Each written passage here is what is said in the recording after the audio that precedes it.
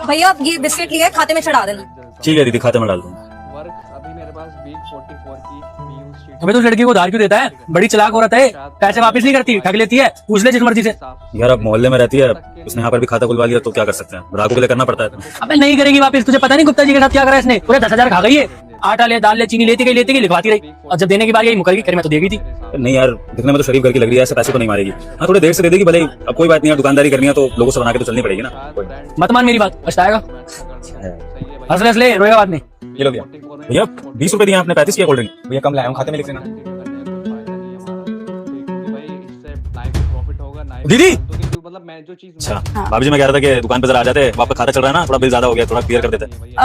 वो मेरे हस्बैंड आएंगे ना आपकी शॉप पे, वो आके कर देंगे, उन्होंने बोला हुआ है। अच्छा कोई नहीं भाभी जी, वैसे दूध आपने किसी और दुकान से ले लिया, हमसे क्यों नहीं लिया? अरे हाँ, वो दरअसल मेरे पति ने ना एक दुकान पे पैसे एक्स्ट्रा दे रखे थे, तो उन्होंने बोला सामान ले आइयो, वही पैसे पूरा करने के लिए ले आएगी सामान। ठीक है कोई नहीं भाभी जी, फिर आइएगा जल्दी दुकान पे। हाँ हाँ बिल्कुल बिल्कुल, आएंगे पति मेरे। लीजिए दीदी, दीदी आपके टोटल हो गए 250। ठीक है भैया, आप एक काम करना, खाते में लिख लेना। दीदी सुनिए ना, खाता काफी बड़ा होता जा रहा था, थोड़ी सी अमाउंट क्लियर कर दीजिए। अरे भैया आप कैसी बात कर रहे हो? परसों तो मैं आपको 1500 रुपए देके गई थी, और 1450 का सामान था, 50 रुपए तो बल्कि आपके पास है मेरे। दीदी कौन से 1500 आपने क्लियर करे थे? मुझे तो कुछ याद ही नहीं है, कौन से 50 रुपए बच रहे थे?